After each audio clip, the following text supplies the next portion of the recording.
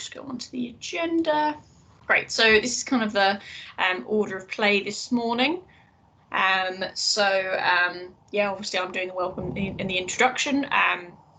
Hadn't introduced myself, so I'm Jess. I'm a Linking London Outreach Hub officer, and I'm kind of running this event with my colleague Mel, who is also one of me. Yes, thank you, Mel. Lovely wave. In a few minutes, we'll hand over to David and Ronit from Morley College, and they'll be talking to us about the destinations of their Access to HE Diploma Humanities students.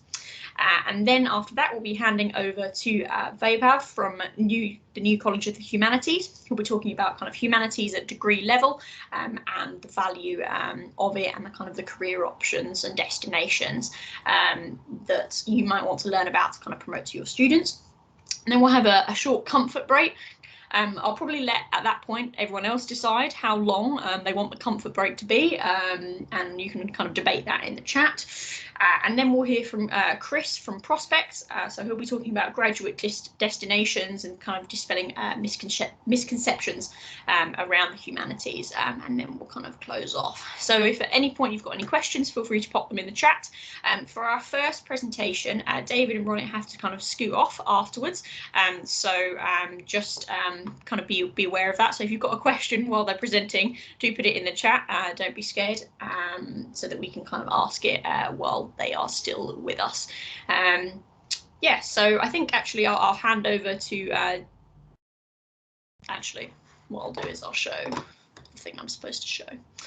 So kind of what sparked our desire to kind of run this event was that several months ago we produced a Linking London Humanities Advisor Guide, which I'll show you now, and hopefully it works all right for me. So you can actually kind of click that link when it comes back, and we'll obviously share the slides afterwards as well to our Humanities Guide. It's on our website, which that link sends you to. So this is something we created for college careers advisors who are working with students who are studying some form of humanities course at level 3 and who are a little bit unsure perhaps of the breadth of destinations. I think, as we all know, the humanities is a really kind of massive subject area, and it can be quite difficult if you're put on the spot to kind of even say what the humanities is. You just kind of panic and you go, I don't know, English.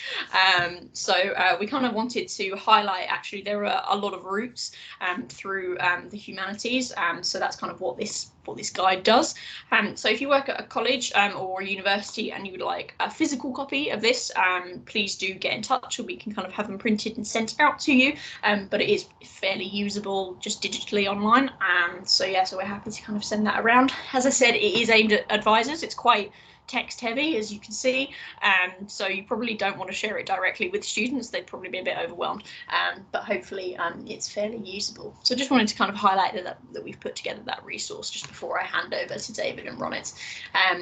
Yeah, I think that's quite enough from me. So David, Ronit, if you would like to take the reins, as it were, and you should be able to just share your PowerPoint. Brilliant. Thank you. Hello, and thank you for having us. It is a pleasure to be here. As a former humanities graduate myself, it's kind of a subject area which is close to my heart. If you just bear with me a second, I'm just going to share my screen. Hopefully this will all work fine. It did in testing. Right. I think we are good to go. Okay. So as Jess mentioned, so my name is David, and I am one of the IAGs and careers advisors at Morley College, and one of my roles is to support tutors and students kind of throughout the UCAS process. And indeed today I'm pleased to be joined by one of those tutors, Ronit Dasa, who is the lead tutor on our Humanities and Social Science course. Would you like to introduce yourself, Ronit? Yeah, I'm Ronit Dasan. I am the tutor for the Humanities and the Social Science as well. I also teach history, so my subject specialism is history, but I am the tutor, which means I give them a lot of pastoral care, support them, hold them, guide them through the course.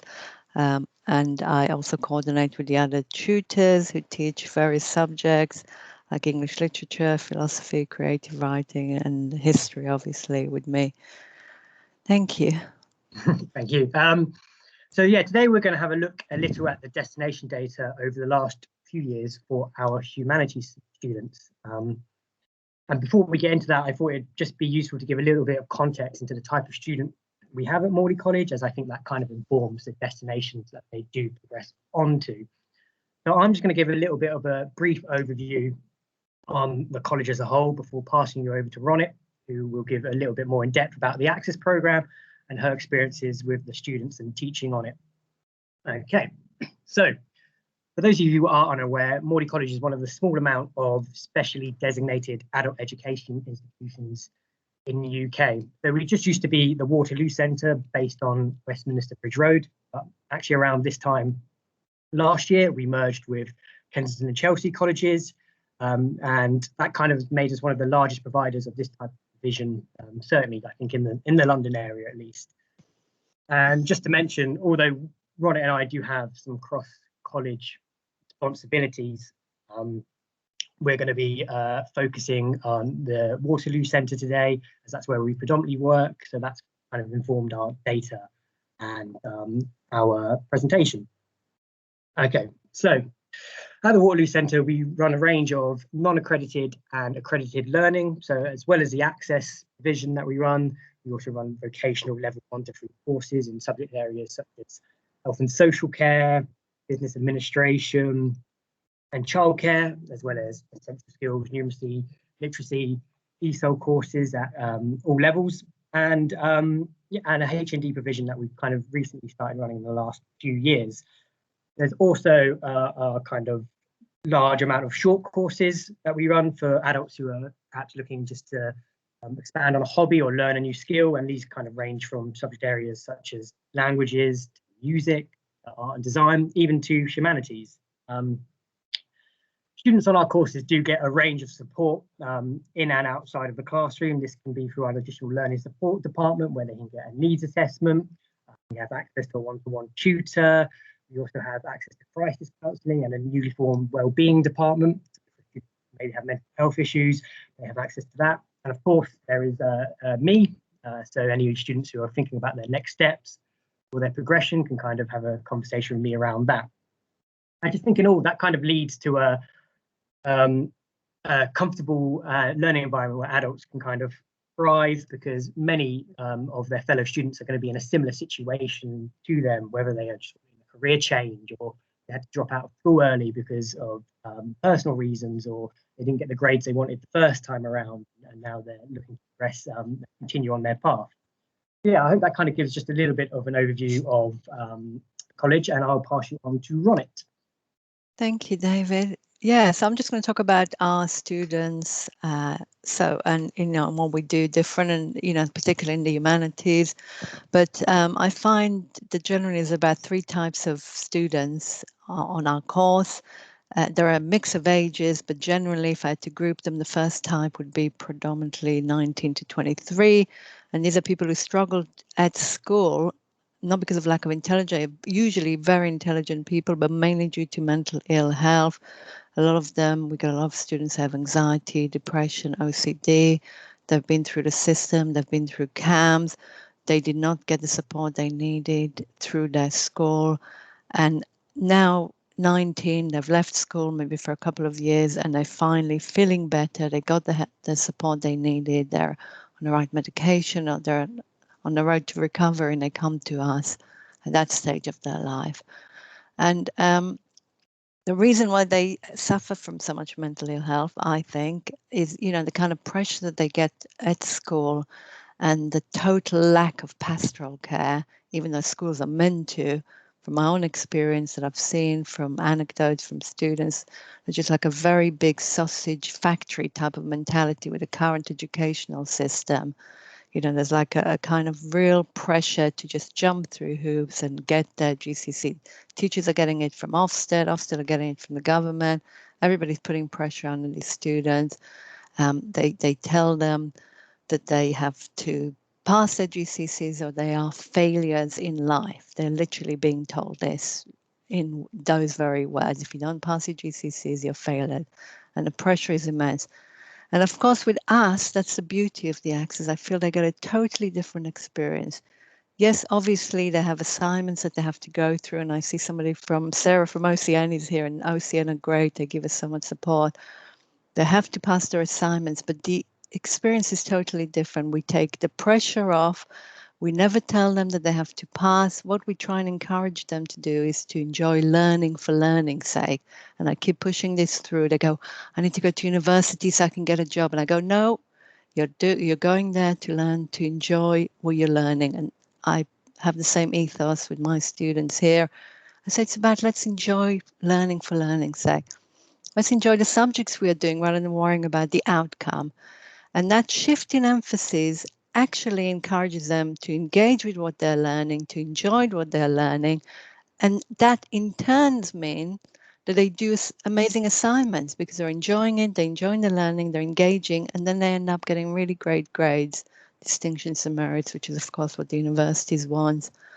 The second type of students we have are a bit older. They might be the 23 to 70-year-olds that we've had. And those students have maybe traveled, they've worked, they've experienced different aspects of life, and now they want to bring something from their passion in their life to their academic studies.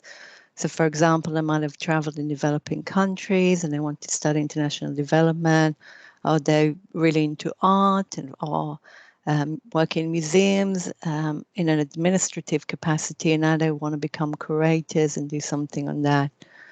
So they come for us because of their career development and seeing that what their life choice have led them to something that they enjoy doing.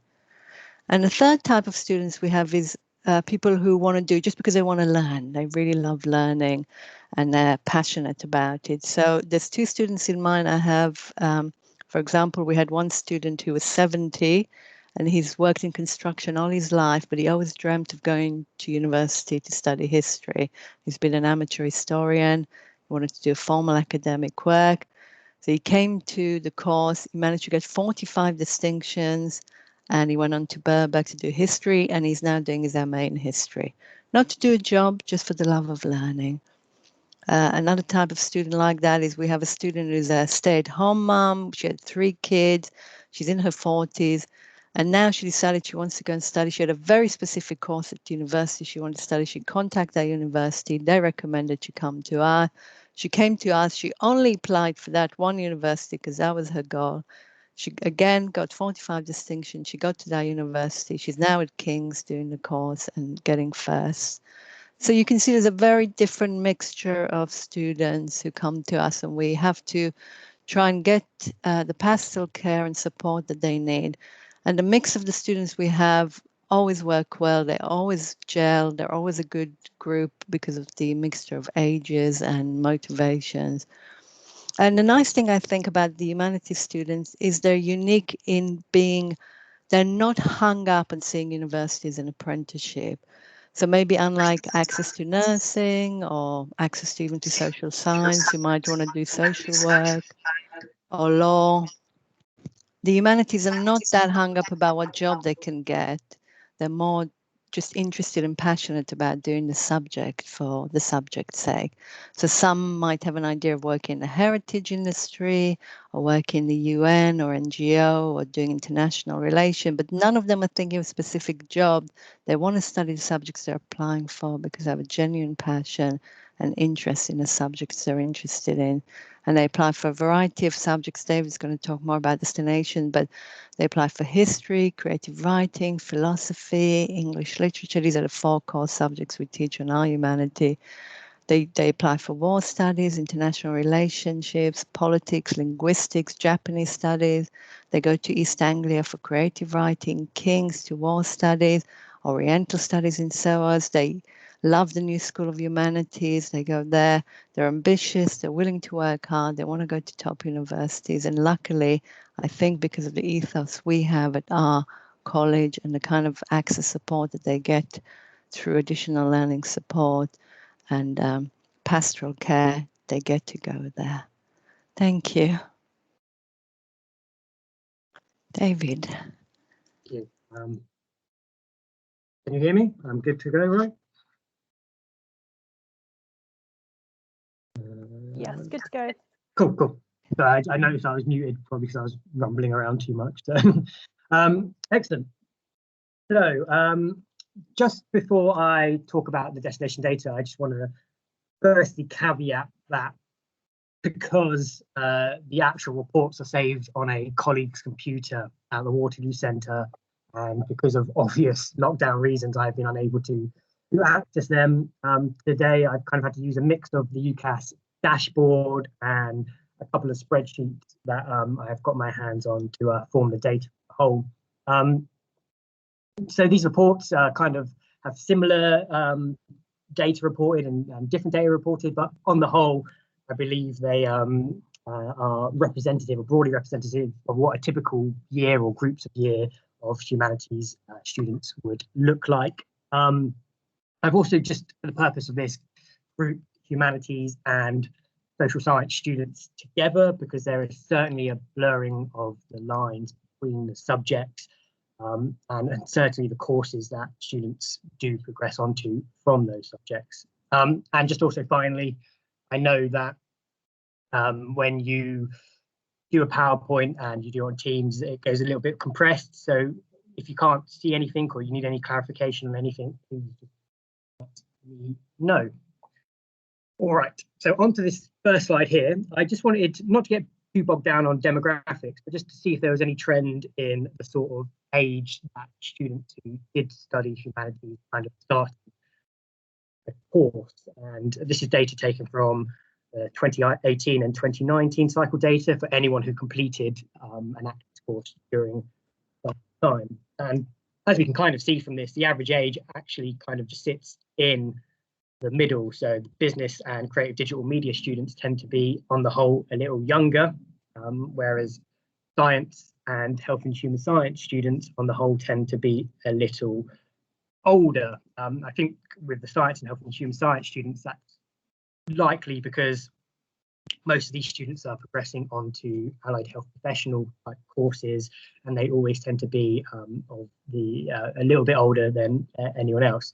I'm not sure necessarily what we can pick from this data as a whole, but it might kind of be representative of what Ronit said about the three types of students we have, so the younger and the older students and that range. Though if we do see actually the range of students is broadly similar to the range of students in, well, the ages similar to the other access courses.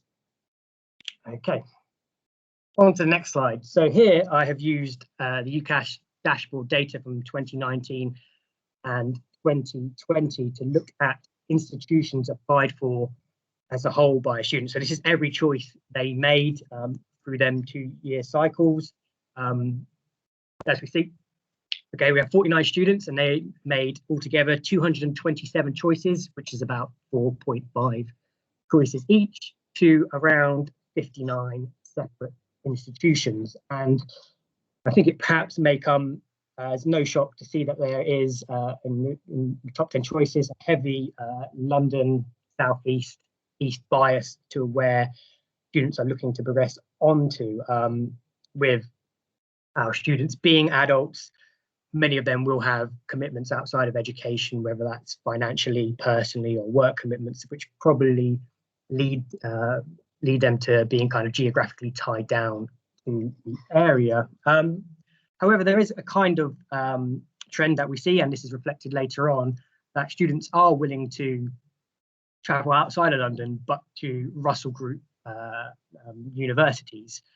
And as we can see in this pie chart on the right-hand side, actually out of all the choices, 40% of the choices were to Russell Group universities, and 6 out of the top 10 choices were Russell Group universities as well. So that kind of goes back to what Ronit was saying about students being ambitious and still wanting to progress on to the top universities. And I can kind of attest to that a little bit with my interaction with humanities students. If I ever have a conversation or anyone ever approaches me wanting to talk about league tables or Russell Group universities, it always does tend to be a humanities student. Okay, so using the same data set, I have broadly categorized the type of courses that students are applying to and just put them in wider subject headings, just because obviously there's lots of cross subjects and dual degrees and stuff. So if that was the case, I just went with what was first in the degree title, or if I was unsure, I just put them in other. And I think what this shows is that politics and history are by far the most popular types of course for students to want to progress onto. And if we were to take out kind of the psychology, social work, criminology, law, the typical social science type courses that students are looking to progress onto, I would imagine that those social science students who are not progressing onto them are probably looking to go into history or politics. In terms of our other humanities modules, English and creative writing do appear in the top 10 choices, but strangely philosophy, which is, as Ronit mentioned, is one of the modules we do run, and I think we are one of the only colleges who run philosophy at level 3 in an access course, and students do particularly choose to do the access course because of the philosophy modules.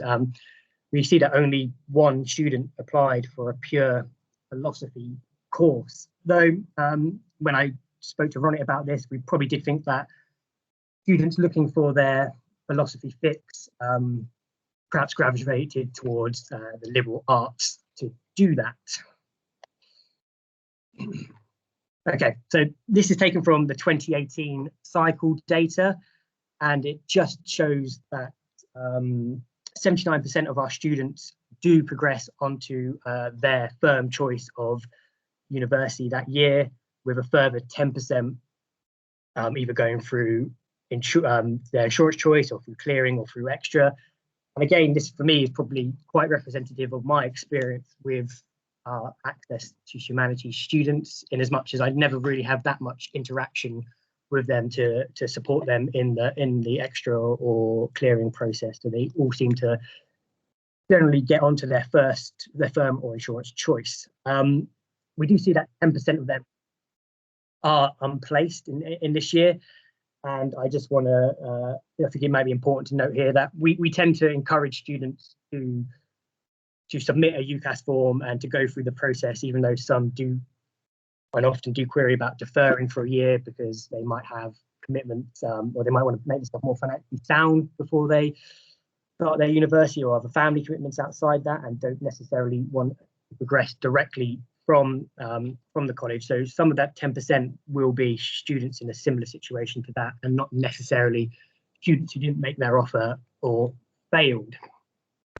If we were to look at the destinations in this graph on the right-hand side, we'll again see this kind of heavy London-based bias towards or London and the south and east, because it's East Anglia and Kent, but London-based bias to the universities that students are looking to progress onto, apart from the Russell Group ones here, where students obviously are happy to travel outside of London for. I just think it's kind of interesting to see that in this year's 2018 cycle data, only one student applied or progressed onto King's as a pure destination, whereas King's is normally, and it was reflected in the later data, is one of the most applied for universities and in terms of courses. So I'm not sure if that's typically reflective, and unfortunately don't have the data to check, but it would be interesting to see if that's a kind of a common trend, that many students want to progress to King's, but not many of them actually end up progressing to King's.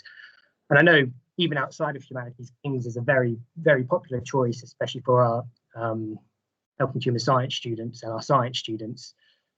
So it would be interesting to see if that is a common trend or not. And just the final slide from me, and this is just showing the types of offers that students in the 2019 cycle data received. So the humanities students are in orange and the rest of the access cohort are in blue.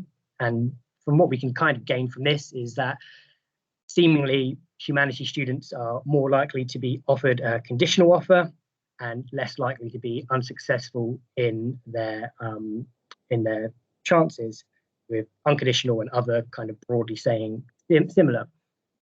Now, I'm not sure exactly why that might be, but my guess would probably be that students on health and human science and the science course are progressing into these allied health professional degrees, which might have stricter entry requirements, and obviously also have a a more in-depth admissions process. So the likelihood is that a lot more students will kind of fail at them stages, whereas humanities students tend to just get that conditional offer. And obviously backed up with the data from the previous year, it does seem that most students that we have who end up completing the course and submitting a UCAS form do end up pressing onto their humanities course of choice, which I think is obviously a reflective of the hard work that Ronit puts in and the students put in throughout the year, and just attest to the fact that although they may have had some issues in the past or are changing career, they still have that drive and ability to kind of continue. And yes, that is it from me. So obviously, if I don't know if Ronit has anything else to add to that, but if anyone has any questions, please do let me know. Thanks, David. That was really, really interesting. Ronit, I don't know if you have anything to add, but I definitely found that really illuminating. I found it very interesting that so many of the students were going on to study history. I don't know why I found that surprising, but and politics as well. Because it's the best subject, obviously. Some bias there. Sorry, I studied literature, so I'm not going to back you up on that one. Yeah, I don't know if perhaps anecdotally you can kind of speak to some of the reasons why they were so interested in kind of studying those subjects, or reasons that they give you anyway. I think sometimes people come already wanting to study history or philosophy or English literature. They already have it in mind. Sometimes they don't know what they want to study, but I guess it's what they enjoy on the course. And maybe the way we teach the history, we link it, because we teach theory, we teach ideology, we teach political philosophy, we teach the Enlightenment, we teach all sorts of things. So we link, we teach Israel-Palestine, we teach civil rights in the USA, we teach so many different subjects that it kind of links to so many. And I think the way we teach English literature as well, we teach context of literature. So they find that doing history can also link them to their love of English literature. It also links them to philosophy. So in a way, the way we do history links to all the other subjects. So maybe they feel that history is the best subject for that reason. Yeah, maybe. I mean, it's interesting talking about the curriculum. It sounds a little bit more interesting than my A-level history curriculum did. So I wonder if there's something in that, in the access qualification, kind of those components of it actually are simply more interesting to students.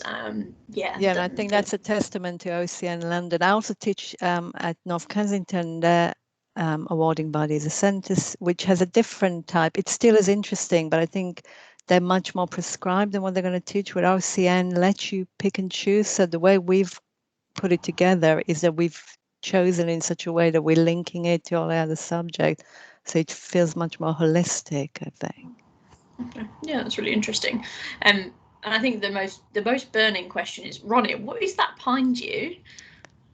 This is Ringo from the Beatles, obviously. Yeah, obviously. Sorry, I just didn't recognize him in that outfit. But, he's just jumped from his yellow submarine, keeping me company. Yeah, moral support, yeah, for sure. Make sure you don't get too lonely during lockdown. Yeah, absolutely. Cool. And so I'm just wondering, do you know of kind of, I don't know how much you kind of keep in touch with ex-students or alumni, but do you know of any students, kind of what kind of things they've gone on to after their degree, or perhaps during their degree, the kinds of things that they've been going on to? I know you spoke a little bit about the student who's now doing a master's, but do you have any kind of more examples of that? Yeah, I have quite a few students who do keep in touch. I have a student who went on to study history and heritage industry, and she's now working in a museum. I've got another student who worked at Goldsmith to do, I can't remember what it was, sociology or something, but then she became more specific, and I think she's doing an MA in gender studies now.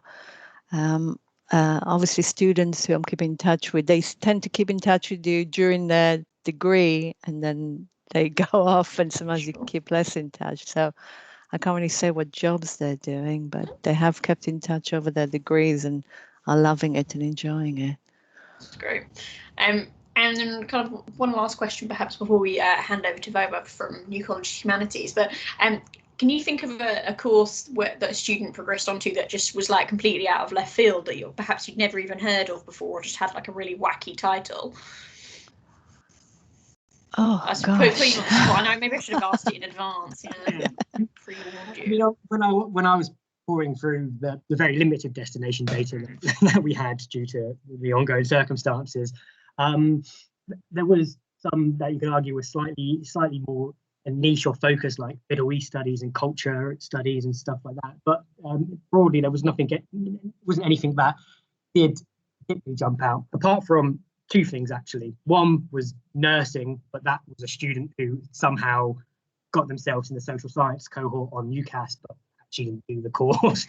And the other, who was a social science, and maybe Ronit will remember them, they went on to do economics and marketing, or applied to economics and marketing, which is a little bit, maybe they were social sciences, I'm not sure.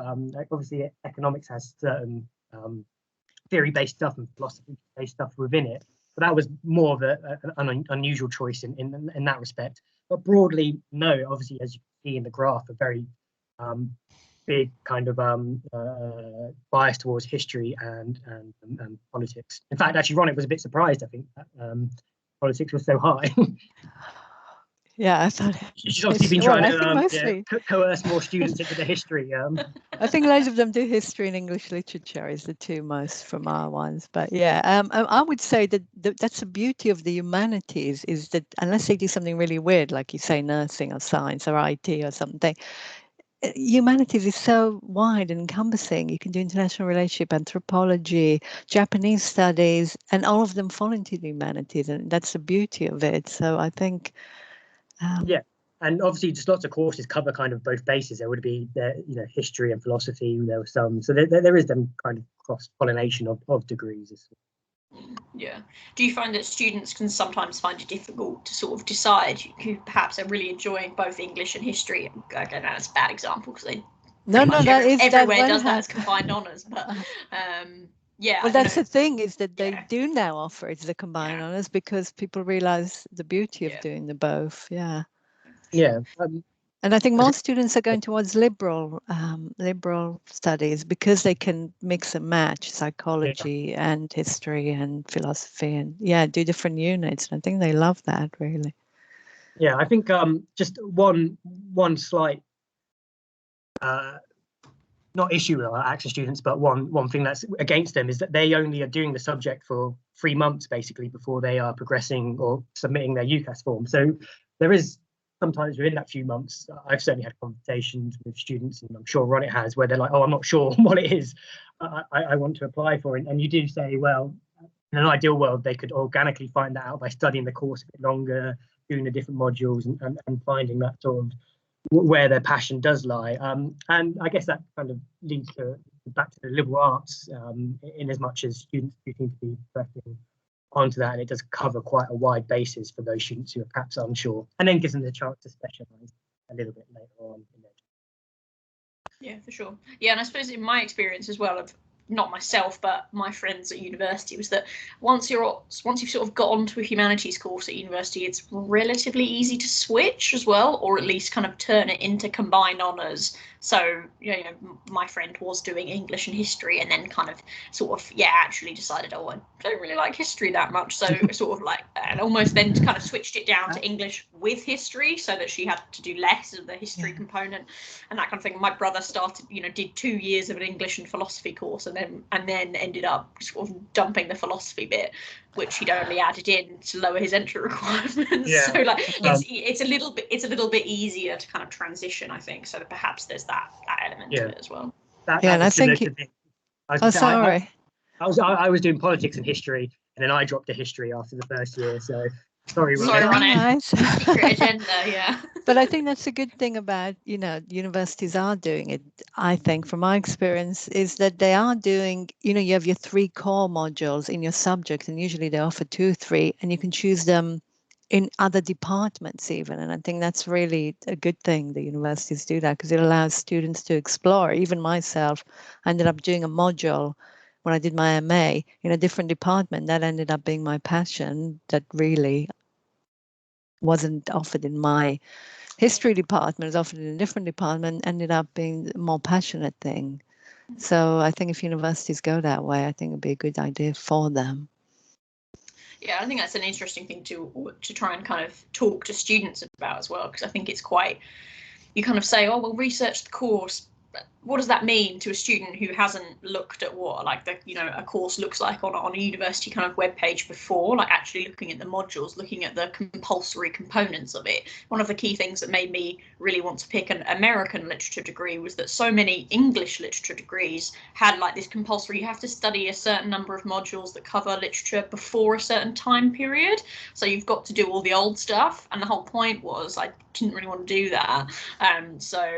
Yeah, that kind of, I think that kind of like minutiae is lost sometimes when you're just like, yes, I want to do English at Durham, and it's like, well, do you actually? Like, yes. Yeah, which is why we do spend a lot of time with them, and as part of our pastoral care is doing a lot of UCAS stuff with them, like hours and hours where I get them to sit down and look through their course and write notes and make notes exactly what the modules they're offering, what's the extra optional modules, and just that whole process helps them discover what they actually want to study and helps them write their personal statement because it focuses their mind about what they want.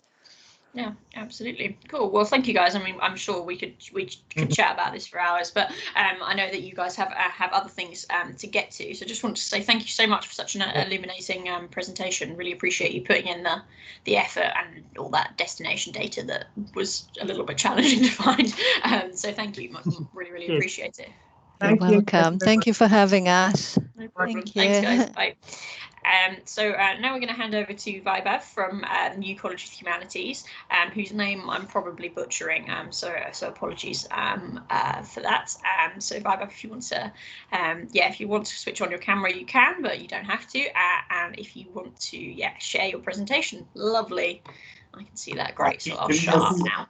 Can you see that, Jess? Sorry. Yes, that looks great. Yeah. All right, I'll keep my camera off because I gesticulate a lot while talking. Yeah. Sure. Distracting. That's all right. I'll switch it on once we come back to Q&A's time, right? Yeah, of course. Yeah. That's fine. Hi guys, my name is Vaibhav. I look after the career offering in terms of the career department here at New College of the Humanities. For those of you who might not have heard of us, we are in the heart of Bloomsbury at the moment. We are Oxbridge kind of tutorial college that focuses on humanities degrees. Thanks to Lincoln London for having me to talk about the value of a humanities degree. And I think one of the things I'd like to especially emphasize upon is when we look at humanities as a wholesome sort of field, we fail to look at all the skills that are embedded within these degree programs that actually make our students employable across a variety of different sectors. So I just thought I'd talk briefly across exactly what those skills are and the kind of sort of sectors our students can, not only our students, but any humanities students across the board can actually gain employment in as in when they graduate, because we do find that there is a deterrent in general, a stigma in the market. That is, if I am studying humanities, what kind of jobs do I qualify for, or do I qualify for any of the jobs that have the higher salary bands? So let's start off with talking about what exactly humanities are. So the humanities entail a study of the human world and society from a critical perspective. These fields are generally, English, history, philosophy, literature, art, and in these disciplines, what students actually learn is investigation into humanity itself. So humanities students learn about the rise and fall of, for example, empires, ancient and modern languages, poetry of the Romantic era. As a core part of humanities education, humanities generally investigate literature, the past, the culture, human values. And while learning these topics, they develop a huge and a large array of skills that help them with things like research, writing, and critical thinking skills. There's a huge sort of there's a huge focus on sort of honing into your creative mind, understanding where the world has come, how the world has come to where it is right now, And I think these are a few of the things that are overlooked when students are being sort of coached into getting into a humanities program. And it's really important that we sort of are transparent with them in regards to letting them know what exactly they'll be getting into as and when they're applying for a humanities degree. So for a humanities degree, as was pointed out earlier in the talk before, it's generally based on the love and passion of the subject rather than actually following into peer pressure or doing what my friends are doing. What we find is students are generally applying for a humanities degree based solely on their particular interest within that subject field or that matter and actually have the aptitude for it. As a translation, a humanities degree stands for hard work, creativity, and enthusiasm, because the motivation behind actually studying a humanities degree for most students comes from within rather than any external factor. There's a variety of different sectors that students end up working in, and I will share that with you as and when we go across this presentation, and also talk about the kind of jobs, sectors, and fields our students have actually gone into after they've graduated from our college. And I'm sure that if you were to do the search publicly on online career platforms, you'd find that similar for humanities graduates across the board, across different colleges and universities as well. One of the key things is that as humanities as a subject actually embeds many transferable skills into our students. So I'm going to look at a few of them and explain them a little bit in detail. I think the main skill that we come across is that humanities graduates actively learn how to think and write. Basically, what I'm trying to say here is students teaching how to write or understanding how to write is not as mechanical and technical as most STEM programs are. So, for example, computer science or anything to do with data, coding, etc. It actually involves studying the way other people think and write.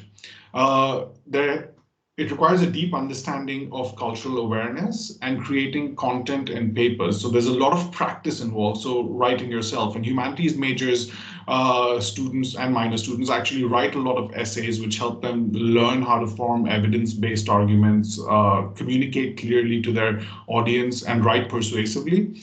With research papers, students generally evaluate the information and present it logically and concisely. Research and writing generally go hand in hand within the humanities field. Students learn how to identify relevant details, analyze sources, draw useful information from their research. They must also present logical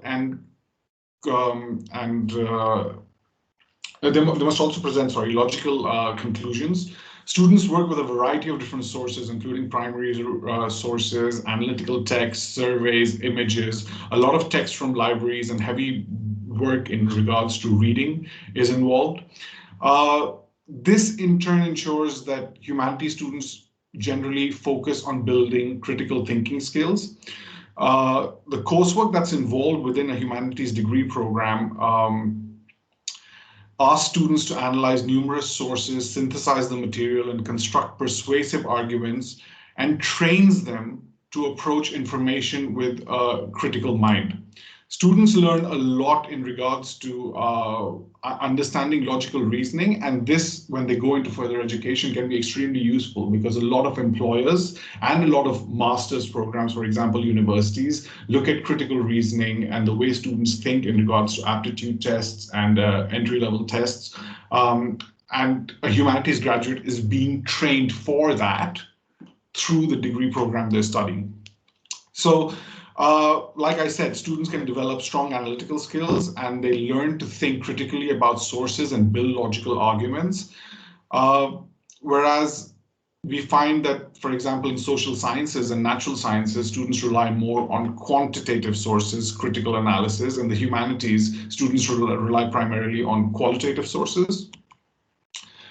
So This entails help students to sort of hone into their critical mind. So humanities classes generally promote creativity, teaching students to think in complex, nuanced ways and set aside assumptions. Being able to propose innovative solutions or come up with new ways of communicating ideas can be extremely helpful to humanities students. And it's actually very helpful for professionals as well in all types of fields, including business and any sort of STEM-related career program. Which heavily emphasizes creative problem solving. Studying humanities generally helps students also interpret things better and much more clearly. For example, a non-humanities graduate might look at painting and think, oh, that's a nice painting. But an art student would be able to appreciate that piece of painting for what exactly it is, where it came from, how it went through the creation process, and what actual aspects of the painting have any sort of profound meaning and what those meanings are. So as a result of this, humanities students end up interpreting things better and more clearly. They are able to appreciate and find meaning in things, find inspiration, appreciate creation and the effort behind it. It helps students, because of this, it helps students think outside the box and understand people better and improve even their social skills. Looking at the future of work and where we're headed in regards to automation, machine learning, and robotics, what I find is, and what a lot of researchers have said as well, is that humanities students are actually being geared up to do the jobs that machines won't be able to do in the future, because majority of the jobs that humanities students go into are jobs with interactions and relationship management. So they're less likely to be computerized. Humanities majors always usually are more friendly towards people and are able to relate to people because of empathy, sociability, and analysis, and reacting to people. An increased proportion of the world's jobs, for example, the ones that can't be outsourced overseas, are the ones that require interaction with people. Humanities majors are usually people and word friendly and have an advantage over, for example, I would say math and engineering majors.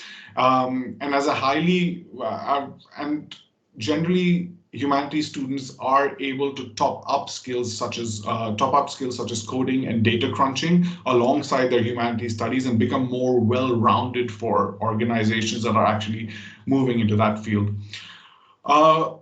I always look at it as the 3 laws of future employment. Law number 1, jobs that come from things that computers can't do.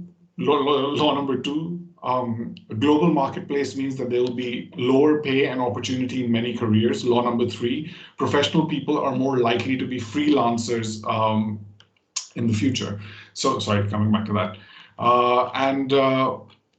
It's good that the humanities students are in a good place because of these things, as their jobs are much, much harder to computerize.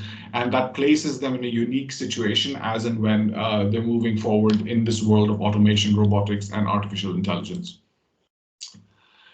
One of the best skills, actually, I think that humanities students gain during their degree program is the ability to understand the impact of advancements. Because they've studied the history and the logic behind things and where the world has come, they understand the impact of technology, science, and medicine on people's lives. This makes them more understanding of the changes to come due to the advancements that are happening that will impact the future of the world. And it also helps them understand how human lives will be affected. In a way, it could say that they're able to predict human behaviors in regards to how those changes happen. So by studying history, philosophy, and literature, students can generally see how far technology, science, and medicine have grown and how important they are to people's lives.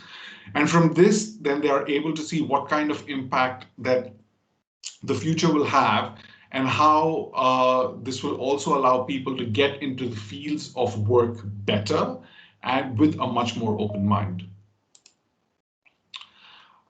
It gives them a competitive edge. So by that, I mean that combined with technical skills, humanities graduates tend to be more rounded. I think I'm running out of time, so I'm going to speed this up. Majority of people don't stay in their career forever and acquire technical skills. So humanities graduates are generally the most sought after for graduate programs. Most STEM programs are now actually adding a compulsory arts class in their foundation year, so students can actually learn these skills better. Humanities students learn how to sell ideas and deal with people better. So broadly, the study of people and the history, their history and literature, it helps them understand how to study, relate, and understand the mind. It enables the conviction of one's viewpoint and teaches communication and people focus. It helps students become more international because they understand cultures and languages, and it's easier to relate to a multicultural demographic, which makes them a lot more desirable to employers in this globalized world. And there's an ethics that is converging in the world due to globalization, which makes them more desirable. So as a summary, an ability to read well and digest a lot of information, ability to write quickly and to the point, to summarize, debate, and articulate a point of view, ability to think critically, ability to present and deliver points orally, the ability to work independently and motivate oneself, problem-solving skills, ability to think and act creatively. And all these skills actually translate into a variety of different careers, because 40% of the graduate opportunities that are out there do not require a specific degree, whether you look at banking and finance, media, PR, journalism, consulting, public sector and charity, law, or even entrepreneurship. All the skills that are listed on this slide are actually skills that are required by these fields, but are automatically embedded within humanities for students as and when they graduate with a humanities degree. Just to give you a little bit of a snapshot, these are CEOs from Fortune 500 companies around the world, and as you can see, a lot of these are humanities majors. Whether it's Bank of America, Delta, CNN, PayPal. So from tech companies to creative companies to banking companies to manufacturing companies, you have the likes of IBM, MTV, CNN, etc. there. And I am at 21 minutes and 22 seconds, so I will open up the floor for some questions. Apologies if I went overboard, but I generally tend to talk a lot. So no worries. Yeah. You were perfectly on time, so no problem there. I really appreciate it. It's very interesting. I have a question before kind of inviting others to put some in the chat. But what would you say to a student who's concerned about the earning potential for a humanities degree holder versus, say, like a business degree? So as I pointed out in one of the slides, it's 40% to 50% of basic of graduate opportunities, whether that's investment banking, whether that's consulting, whether that's how should I say, any sales or marketing sort of a position within companies like Bloomberg, etc., don't actually require a specific degree, right? If at New College of Humanities, we see that our graduates are actually working within investment banks, they're working in top consulting firms. So that doesn't set humanities students any disadvantage in regards to the salary cap as to what they can apply for, right? And I think this is just actually a preconception, because people just think that, oh, because I'm studying literature or if I'm studying history, the only job I could do is a museum. And that's, that's actually wrong, because what employers are looking for, especially through graduate programs to start off with, which has a salary band across any sort of degree that you would actually study, is the way people think and how they behave. So a lot of graduate application schemes actually hold students to assessment centers. So it's not only about the degree that you come from or the grade that you have, right? It's also based on how you perform in group situations, how you work in sort of team interactions, how you communicate, how you present, how you put your point across. So humanities students in that case are actually at an advantage to other degree programs if you compare it to, for example, engineering or mathematics, where students have more technical knowledge than actually social knowledge. Yeah, absolutely. Yeah. I think it's something that perhaps a lot of kind of sort of, I suppose, college age students, they don't necessarily know. it's just like you say, it's kind of just that kind of misconception, well, you can only work in a museum, when actually like grad schemes, all they require is a 2-1. They don't require a specific degree of specialism. I remember when I was sort of, well, I don't know about growing up, but kind of, when I was like 18 or whatever, I heard this thing, and I don't know how true it was then, and I don't know how true it is now, but you know, this idea that actually the accountants are most commonly history graduates. And you know, basically everyone in my family is an accountant, and hardly any of them did, you know, maths or business degrees. My brother is currently working for PwC. You know, he did an American literature master's. Like, it, you know, it doesn't really kind of matter that much, unless you want to become, you know, a civil engineer or a doctor. Kind of the specific degree you do, it's not. This isn't really, and I think we do a disservice to students when we pretend like all they care about is the earning potential, and they see it as a means to an end. Or actually, I think a lot of students do make their choices based on kind of what Ronit and David were talking about in terms of the enjoyment and the love of learning. And sometimes you can learn for learning's sake, and that's okay. And I think that lots of messages around humanities degrees, unfortunately, kind of maybe don't big that up enough. Are there any other kind of particularly good resources or sort of nuggets of information that you've come across that might be helpful to other staff? So, for instance, that kind of CEO slide, I feel like that is definitely something that college staff will find really useful. But is there anything else that you guys use, perhaps when talking to prospective students about the value? If I share my screen again, actually, and I go back to that CEO slide, I actually had a link there that I wanted to sort of share with people. And this is publicly available information as well, so it's not like, let me just play. It's all right, we won't call the GDPR police on you. Well, it is, the police is actually there, so. The amount of stuff that you can actually get strung up for. Hold up, where's that slide? There we go. Okay, let me just, so, if sorry. Yeah. Can you see the slide? Sorry. I think it's just loading. It could just be my. I see it. Yeah. So I've got a link in here which I generally use when I'm talking to prospective students. So if I click on that link, hopefully the browser should open. Oh, let's skip verification. Oops. That went completely wrong. Hold up. Let me see if I can actually. That should open. Let's plug it here. Okay, I'm just going to drag this window across to the other screen. Okay. All the technology had been going too smoothly, so. I think it.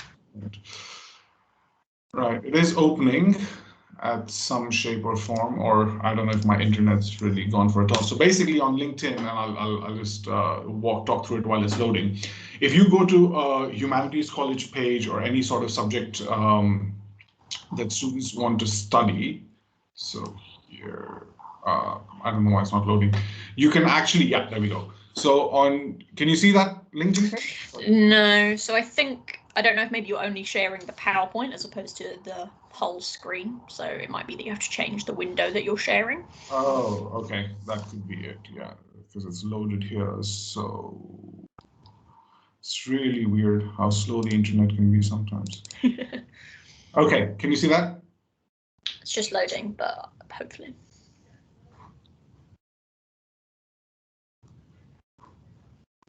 It's probably my internet being slow. Yes, now I can see it. Right.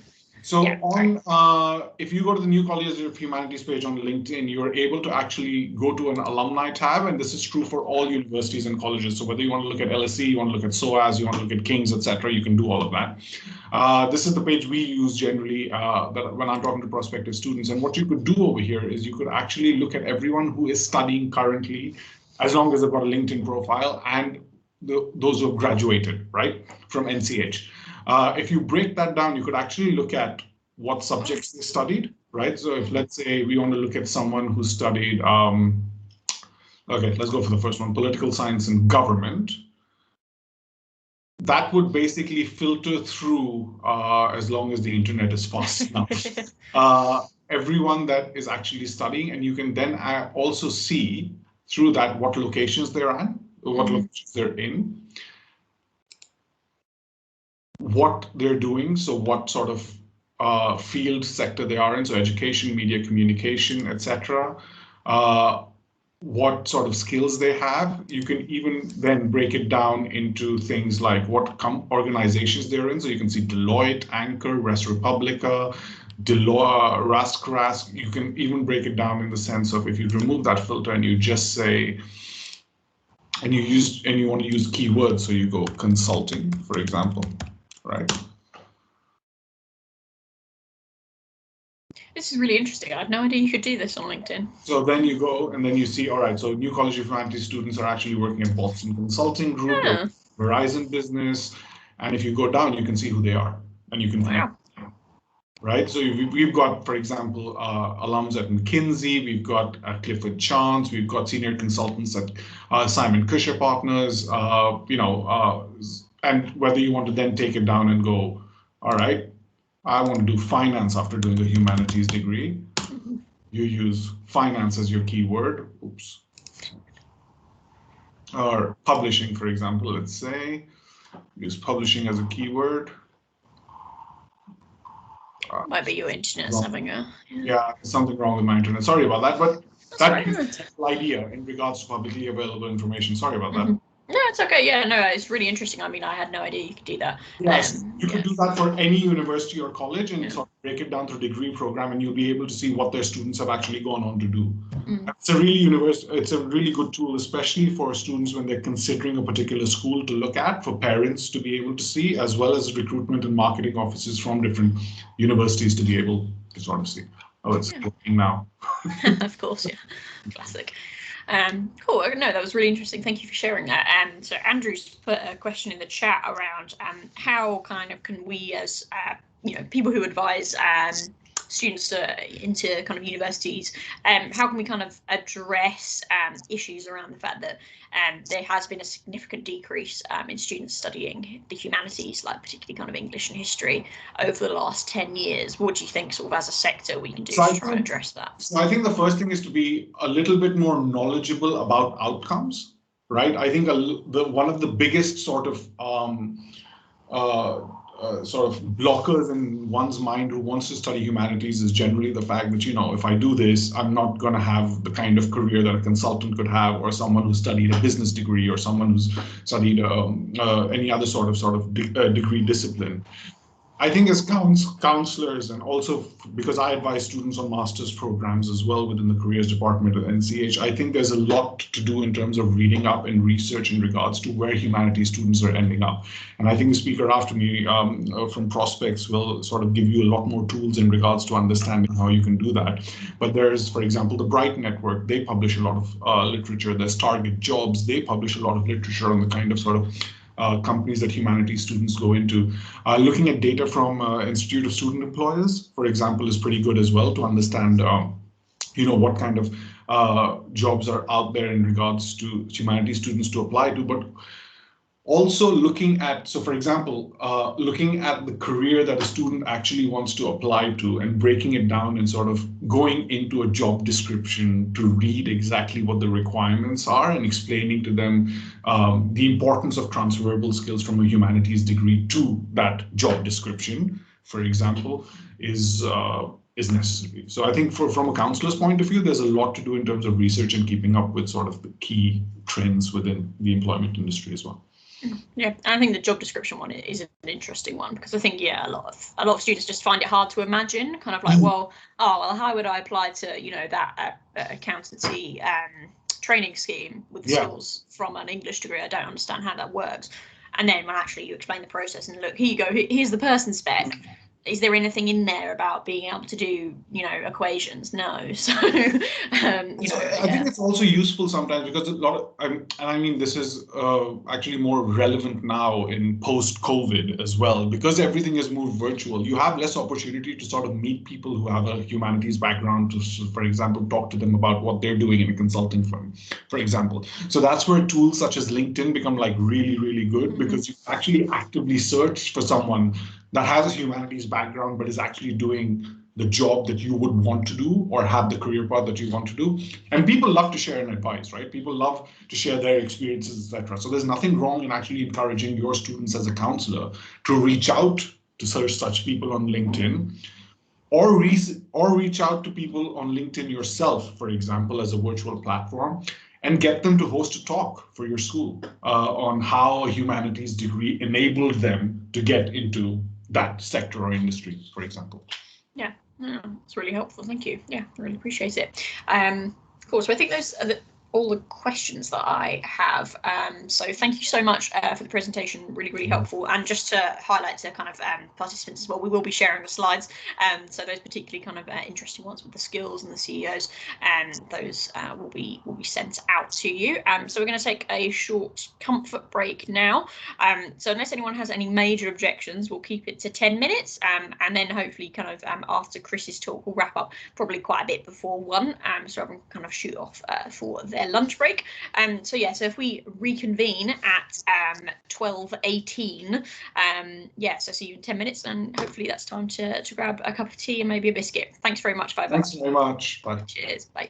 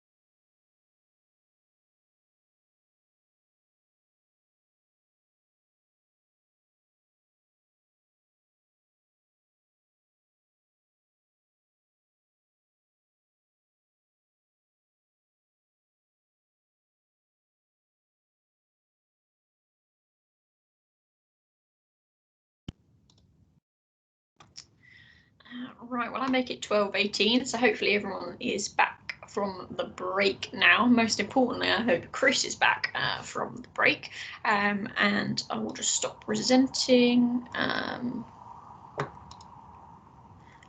Cool, so Chris, over to you. Thank you, Jess. Good afternoon, everybody. I'm going to be talking about humanities graduates in the labour market, what graduates do, and the great advantage of being last to speak is, of course, you get to refer to all the excellent stuff that previous speakers have said. On the other hand, you realise just how much commonality there is. So there will be some repetition, and I'll mention that up front, but I think it's inevitable, but have some additional things to talk about as well. From JISC. Prospects is the brand. JISC is the organisation that we work for, and you may well be familiar with JISC. Pretty much all colleges and universities are JISC members, and we run the infrastructure for the Janet system and provide digital services. And Prospects merged with JISC last May, so we are effectively the student services arm of JISC. So we're going about our work in the way that we've always done, but as part of a bigger organisation. And I'm going to talk for the next 20-25 minutes or so in two parts. First, have a look at the general conditions in the graduate labour market as far as we know them from our own research and investigation, and then look specifically at destinations data for humanities graduates from the last destinations survey. So I think as a starting point, it's important to consider the world that graduates have entered into and will be entering into this year, or the world that students are preparing for. And looking at the graduate labour market and its present characteristics, it's right to say it's sort of juddered its way through the past 10 months. And of course, the graduate labour market's fortunes, they ebb and flow with the wider market. Although, as in previous downturns, it generally performs much better. I mean, this has always been the case. Graduates do not fare as badly in times of economic hardship, in recessions, in downturns, in crises, as their non-graduate counterparts. That's a hard fact about the graduate dividend. And barring a complete collapse of society and the economy, graduates will not experience systemic unemployment. So if we look back at the nearest comparator that we've got in terms of experience economically, which is the banking crisis of 2008, which precipitated a global recession, graduates were impacted significantly, like everyone else. But the difference between being a graduate and a slowing down of graduate vacancies or certain schemes being put on hold, compared with working for Woolworths, for example, where the whole company went bankrupt and bust, is significant. So graduates are better insulated from these shocks and have been also in the last period as well. But that is in a very dramatic context. That last Q2 of 2020, UK GDP shrank by 20.4%, a record, horrendous record. And even by last autumn, UK vacancies overall were running at about 50% of typical rates for the time of year, although it has picked up somewhat since then. But in the graduate market, there's still a lot of uncertainty, and some sectors, as you'll know, are performing much better. In some cases, less worse than others, if it's possible to say that. But sectors such as banking and finance have held up well. Health, social care, and IT similarly. So, in our experience as a jobs board provider, apart from all the other things that we do in this area, we've seen reasonable consistency from firms recruiting for graduates and students in those areas.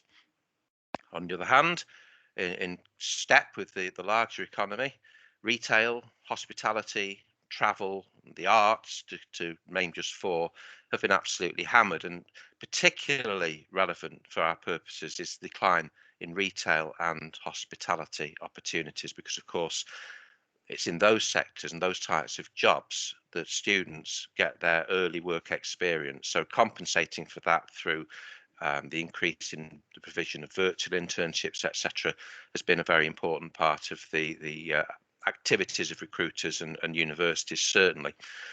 The SME market, the small business market, as far as graduates are concerned, which actually flourished after the 2008 crash.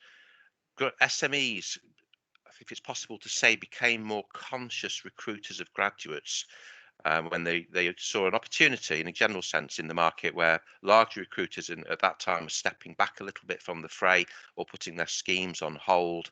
SMEs started to fill the space, and again, speaking to our own experience, but also that of other job boards such as Target and Milround, etc. Those job boards saw a steady increase in SME recruiters in that period, and that has not vanished, but it's shrunk significantly, which again is explicable given what's happening in the economy generally, where the SME sector is being really squeezed. Larger recruiters and certainly transnational corporations, for obvious reasons, are weathering the storm more effectively. And this is reflected in what's currently going on with hiring. The Institute for Student Employers reported last year a 12% decline in vacancies, and they expect that to continue, as it is continuing, into this year, but picking up, all things considered, with a fair wind, etc., towards the summer. Most commentators think that the tempo will start to pick up again. But obviously nobody's betting the farm on this at the moment, because one thing that everybody's learned, if they didn't need to learn it already, was that you cannot be certain of everything or anything at all right now. And most of the predictions that were made, or the prognoses that were made last summer, did not expect a third national lockdown to come into the equation. So clearly that's changed everything.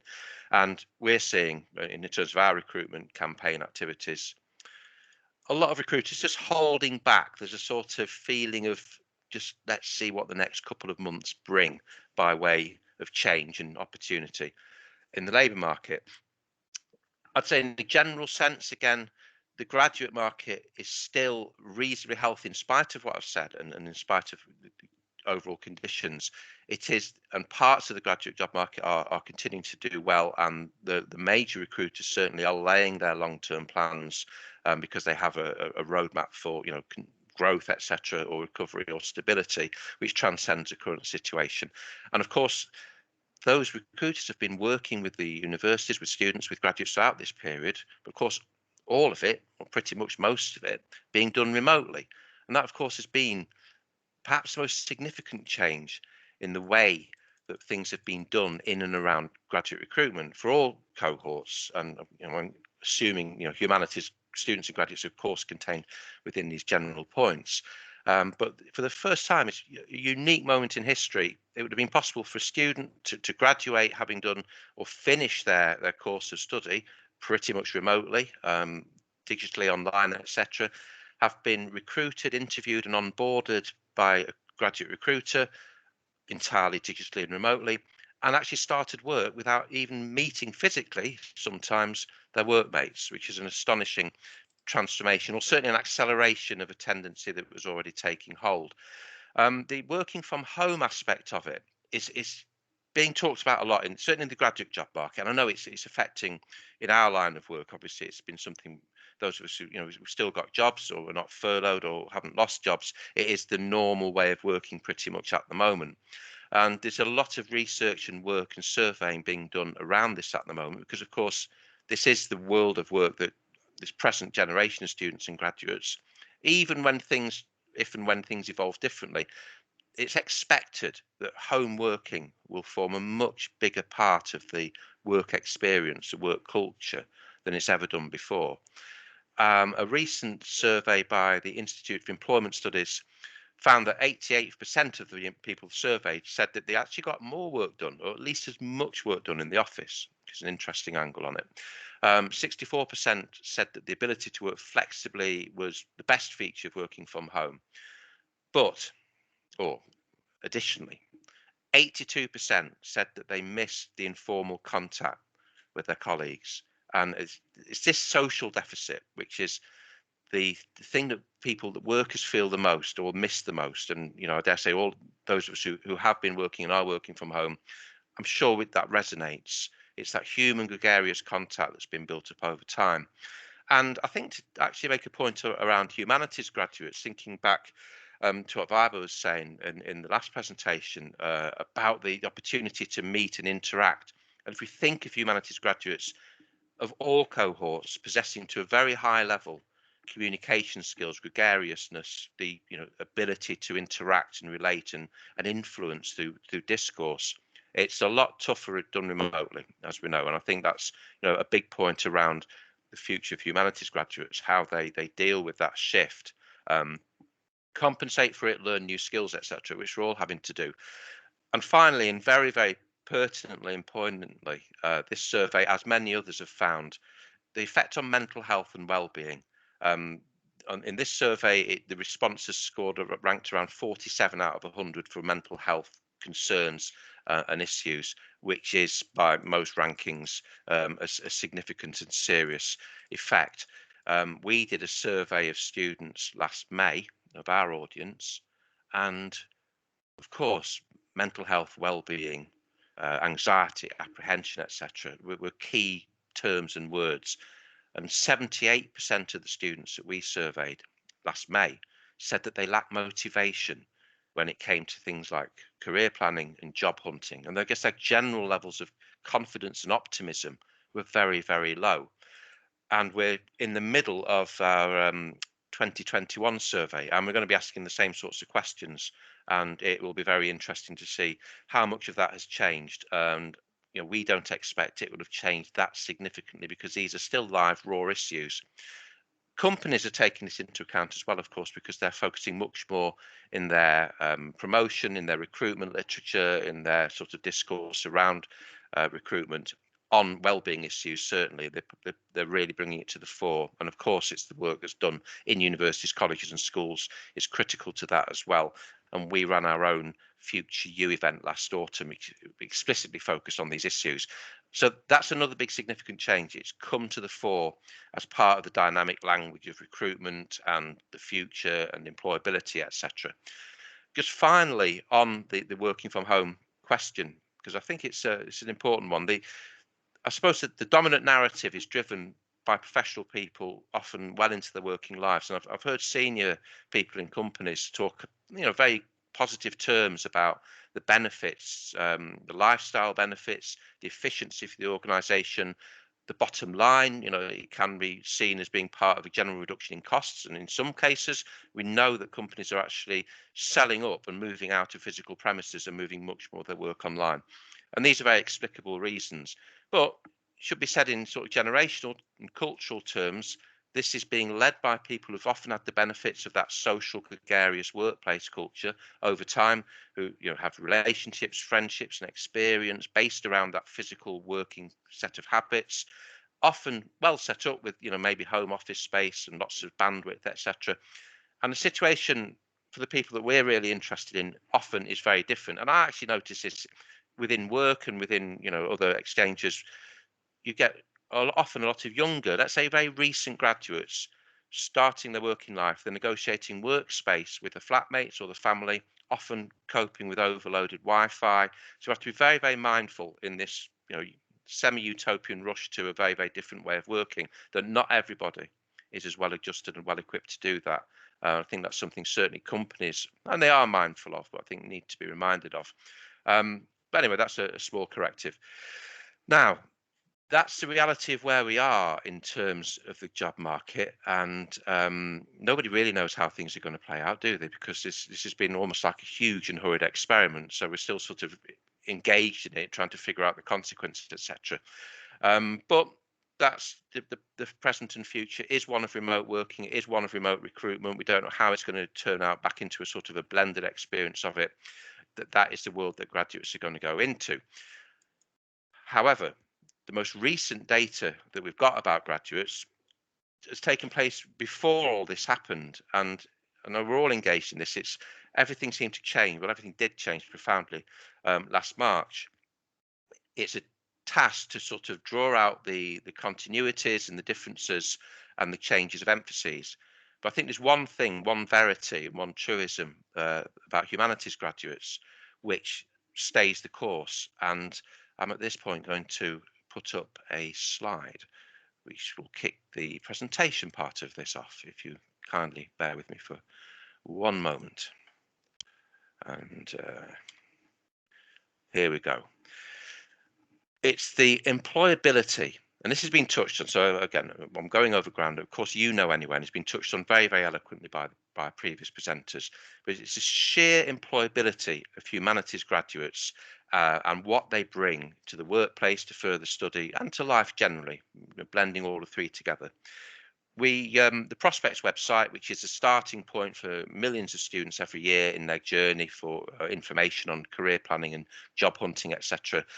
We root the experience in our 2 tools, and I'll make available information on these after, because many of your students will be using these already, and some of you as advisors may be doing so as well. About our 2 core planning tools, Job Match and Career Planner, point students in front of more than 400, it's actually getting on for 500 now, different job profiles. And that's the most popular content on our site. One of the most popular search terms generally that leads people to our site is, what can I do with my degree in X, Y, and Z? And in this case, it's English. And this is just at the front page, just throwing up the range of jobs that are directly related to an English degree, as an example of a humanities degree, but also the jobs where the degree would potentially be useful as well. So it's incredibly varied and rich, the destinations that humanities students and graduates go into. The points that have been made earlier again about what employers like about humanities graduates, the fact that most graduate recruiters, unless, yes, like engineering was mentioned previously, medicine, law, etc., where you need specific qualifications in specific areas, but most graduate jobs, certainly those ones that advertise on the Prospects website and elsewhere, do not specify a subject of study or degree discipline. It's not about that. It's about the quality of the person, the skills, the transferable skills, what they bring in terms of communication, ambition, research, organisation, general confidence, etc.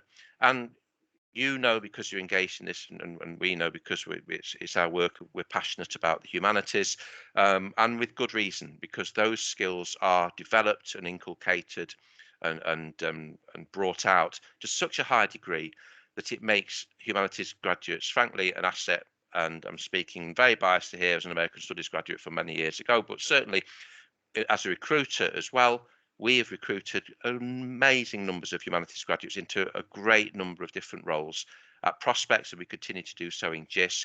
And they certainly do have that semi-quantifiable and sometimes unquantifiable factor which makes them stand out. And I think that's absolutely important for this.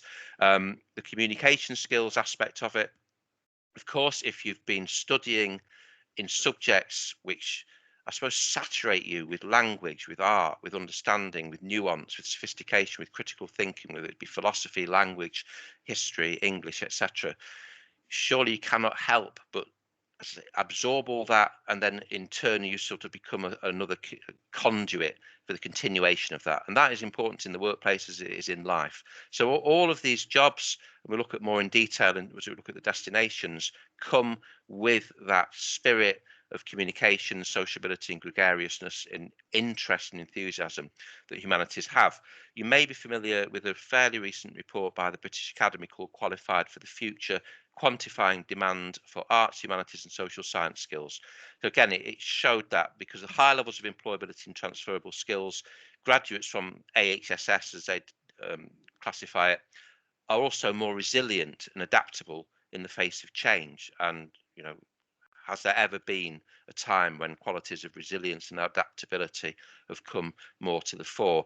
The survey also found out that in 8 out of 10 of the fastest growing sectors, recruiters were taking on arts, humanities and social science graduates at much higher levels than there were any other disciplines, and that includes STEM as well. So just to finish the sort of encomium about arts and humanities, or humanities graduates generally, I suppose the very word humanities, it speaks of something very profound, doesn't it? And I think, you know, the absorption of that culture, of that richness at university, at college, at school in those subjects, it just cannot help but set you up in such a way as to sort of keep breathing those qualities throughout the rest of your life. And certainly taking them into the workplace is a critical aspect of that.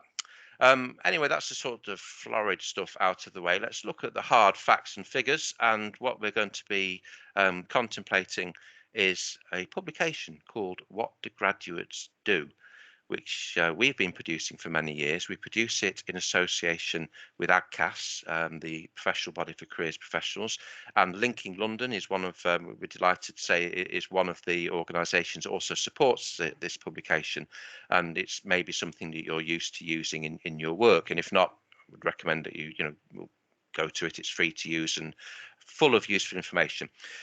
What Do Graduates Do is based upon the Graduate Outcomes Survey. It's the UK's biggest annual social survey.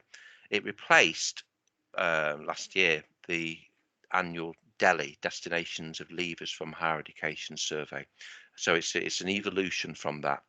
DELI surveyed graduates 6 months after graduation, which had some tremendous advantages because it was very recent and fresh in terms of experience. However, 6 months is not necessarily an indicator of where graduates are likely to be in their career evolution. 15 months, which is the Graduate Outcomes Survey, does give you a bit more longevity in terms of experience and what graduates are actually doing. The survey is from 2017 to 2018 graduation cohort, so it's the most recent one. So again, going back a couple of years now, and pre-lockdown crisis as well. So all those caveats do apply. But 193,000 respondents. So it's a really meaty, robust survey. And notwithstanding the huge change that's taken place in everybody's lives and university, college, school and work since then, it still stands as the definitive statement on what graduates do, hence the title. Overall, before we look at humanities within this survey, these are the first degree graduates part of the survey.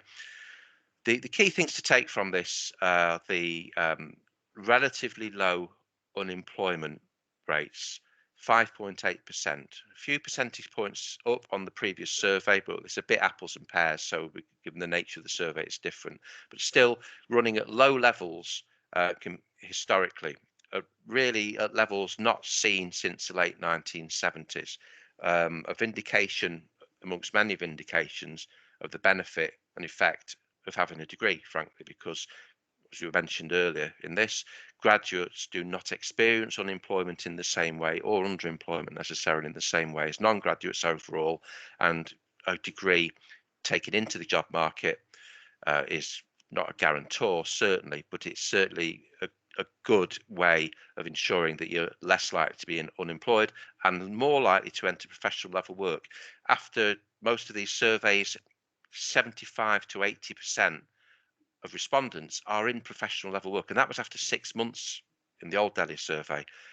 And that just speaks again of the idea that when you hear certain myths about the graduate job market, or graduates don't, there's no such thing as a graduate job anymore, or graduates, all they do is end up working in jobs that aren't sort of at a level for which they've studied. But it isn't true.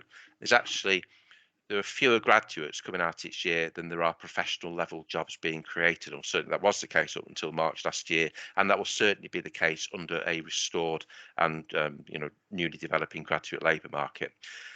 Further study and working and studying at the same time, significant. The introduction of postgraduate loans in 2016 drove a spike of further study, and that's been exacerbated by the experience of the last year or so, because as you'd expect in times of economic downturn, graduates very often will do further study in greater numbers because it's a way of waiting for the graduate market to restore itself to health, and also coming out with a better qualification at the end of it. And humanities graduates and students of all cohorts are particularly prone to doing further study. It's a big, important part of the humanities graduate experience. The other key thing to mention, and this is an interesting area which we won't digress into too much, but it's hugely relevant to graduate employers particularly, and the provision of advice about employability, is that 66% of the graduates in the survey went to work in their home regions. And by regions, we mean Greater London, North West, East Midlands, Scotland, Wales, etc. So large geographical areas, but areas within which you see a lot of what you might call close to home activity. Now, of that 66%, the majority is made up of graduates who never left their home region. So thinking from Manchester, where we are, somebody who might have been born in Greater Manchester, brought up there, went to university in Manchester, and now works in Greater Manchester. That is typically almost half of graduates in any of these surveys have had that experience, and the balance is made up of people who return home after going to study in a different region, home, even potentially their original home, or certainly the home region. Now, the obvious fact about this, or important consequence of this, is how we understand graduate mobility generally, because this tends to be a common assumption. It's often driven through media discourse, and certainly is in the minds of a lot of graduate recruiters, that if you have the right opportunities, graduates will follow. They will go to work wherever the best opportunities are. It doesn't matter whether it's in London or Scotland or the Northeast or anywhere else. But actually, the reality is very, very different. Most graduates, as this shows, work in the home regions, and the majority of those never left the home regions. That's a profound impact on how employers think about what their talent pool is. The other interesting aspect, as we drill deeper into this data, which we don't have the opportunity to do now, is that when you analyze it or put it through what you might call a diversity lens, two examples to contrast. For example, white male graduates from highest participation backgrounds or communities where it's normal to go to university, for example, it's expected and most people do, they are much more likely to be flexible and mobile and move to where those jobs are. By contrast, women from the lowest participation backgrounds are much less likely to do that. They're more likely to be, for complicated reasons, social and economic, family reasons, etc., less likely to move away from the home regions to go after those jobs. And again, that is a hugely important factor when it comes to employers and their own interest in diverse recruitment.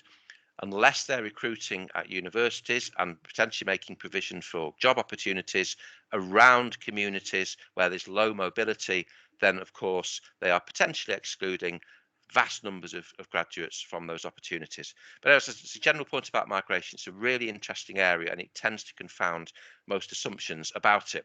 But we'll look now in detail at the experience of humanities graduates in this survey, and we won't dwell overlong on the graphs because all of these are available in What Do Graduates Do.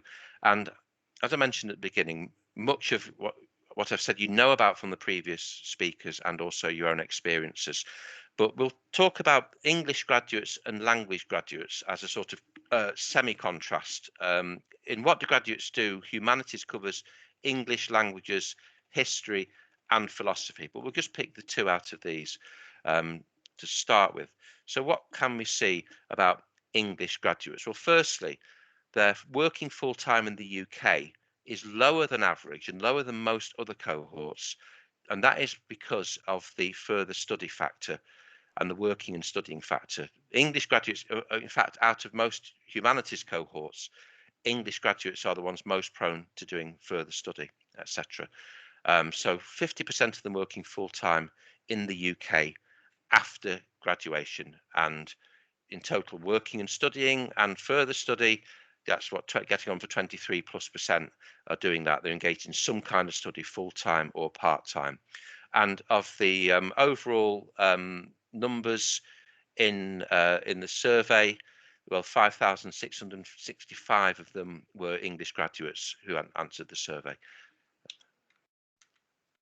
I'm going in completely the wrong direction. Now to the question, and again, this has been raised very, very powerfully early on in terms of where and what humanities graduates can go on to do. And so taking English as an example, the largest number of, or the biggest professional job numbers are around marketing. Marketing is a hugely important area for the recruitment of humanities graduates. So when I mentioned that as a recruiter at Prospects and at JISC, marketing, our marketing recruitment, probably the majority of them will be humanities graduates and many of them English graduates. And it's an obvious point. Any job that is based upon high quality communication, imagination and creativity, an English graduate and a humanities graduate generally is bound to be a great fit in that sort of role. Public relations, similarly, communication, gregariousness, the impactful language, written, spoken, etc. Again, a critical skill set for humanities graduates and English graduates as well. Teaching, again, teaching is a very, very big recruiter of humanities graduates. And if you look, generally, this is a different sort of classification code. This is more general, broad professional roles. Education professionals overall constitute 17.5% of all English graduates. Marketing, slightly more, just under 18%. Marketing, sales and PR. So those two areas, really outstanding. And then following on from there, clerical, secretarial, numerical work, arts, design and media also very strong. But the two big areas of recruitment, certainly based upon the most recent graduate survey, education, marketing, PR and sales for English graduates, hugely significant. In terms of further study, 58% studying for a master's, so a very higher than the average level for master's study for most cohorts, and getting on for a quarter of those doing further study are studying for a postgraduate diploma certificate, which is generally likely to be a PGCE or PGDE, so converting to becoming professional, an education professional.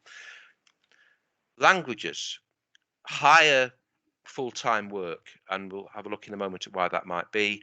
Working and studying around 21%, so still a significant part of it, but more of them actually in full-time employment. Again, in terms of top 10 professional jobs for languages graduates, marketing is strong, education is very strong, but business, if you combine business sales executives and business and related professionals, much higher than, say, English, and it's higher than history too. And I think that probably speaks to the practical application of language skills and proficiency as a critical business skill, opens up probably more general business and management types of roles earlier on for languages graduates, or certainly languages graduates are more likely to be going into them probably than their peers, certainly from English. Languages graduates also, I'd say here, business, HR and finance is much higher than it is for English graduates, and marketing, PR and sales. So the direct business application as one of the humanities qualifications is really critical. And in further study, masters, fewer languages graduates are studying a master's than English graduates, but many more of them are studying for a professional qualification, getting on to 14%. So that's a significant difference in terms of their further study preferences. But again, further study, languages, history, English and humanities, taken as an overall humanities cohort, generally runs at much higher levels. It's possibly the case because in order to, as the survey suggests in the analysis, it's a sort of deep potential sidelight, initial graduate earnings for humanities graduates taken on average are lower than they are for STEM after, say, 15 months, STEM as a contrast, but the propensity for further study and the rapid career evolution, because humanities graduates, and again going back to something that was highlighted in the British Academy survey, do tend to move across sectors much more rapidly than any other cohort. So that does get adjusted favourably over time, but there's a driver to do further study in order to improve employability in the short term, which seems to be particularly expressed by looking at humanities graduates. Now, there was a new section in the graduate outcomes survey, which was for the first time, it had something called graduate voice. So it wasn't just the analysis of data based upon, you know, where people are working, how much they're earning, what types of jobs they're doing. It asked a set of questions. It wasn't a huge section, but it's a starting point for development. It asked questions about their attitude and orientation. Overall, in the survey, 76% either agreed or strongly agreed that their current activity was meaningful. It's 74% in the humanities, and only the creative arts was lower in that. But we're not talking about hugely significant differences compared to the overall average. So you could say 3/4 in that case, you know, believe that their current work is meaningful and important. In the overall survey, 71% agreed or strongly agreed that their current work fitted with their future plans. For humanities, it was 66%, so only 2/3. And again, only the creative arts was lower in that general idea of work fitting with future plans. And in terms of the question, I'm using what I learned during my studies in my current work. The 56% was the average answer for that. For humanities, it was 49%, the lowest of all cohorts. Now, looking at that, I think, good heavens, only a minority of humanities graduates believe that they're using what they learned during their studies in the current work. But it's not necessarily a negative point. It isn't particularly, given many humanities graduates, and again, I do speak from experience, are in jobs or went into jobs fairly early on after graduation, which actually had no real bearing on history and on literature, on philosophy, except in terms of their skills and what they brought in terms of qualities. But specifically using what they learned academically, there's no question my American Studies degree did not help me start out my working life in sales and marketing in terms of academic application and technical knowledge. I like to think that the richness of what I learned, read, understood, and thought about when I was at university helped me become an employable person. And I think that is where the question doesn't really address the actual connection between the university experience and the reality of work. Women were much more likely in the survey to strongly agree to these questions than men. And as another drilling down point for further discussion at another time or further analysis for us, white graduates were much more likely than BAME graduates to strongly agree that their work was meaningful and fitted with their future plans. What that means is subject to further investigation and research. That is a very, very top level whisk and skim rather of what the graduates do in terms of how it represents interests or reflects their experiences rather of humanities graduates. And I've looked only at English and languages as a comparators. Philosophy and history are also in there, but then the larger collective analysis of where everybody equates to everybody else is also available in the publication. If you are not already using our labour market and research platform Luminate, well, that's where what the graduates do is as a report, and all the subject specific breakdowns of the report are in there as well, plus a whole set of other interesting reports, research and analysis. So I would do urge you to use Luminate because it's invaluable really in terms of graduate labour market information. And finally, the Prospects website itself, prospectsac.uk, is where all of our student-focused careers guidance information, employability information, what can I do with my degree, results, career planning and job match, a tremendous resource even for all of your students and for yourselves as practitioners, and on which point I will finish, and I hope I have left some time for any questions or thoughts. Thank you, Chris. That was really illuminating. I bet you've never heard that one before. Obviously, kind of lots of figures in there to kind of crunch through. So thank you very much for, as you say, the whistle stop tour.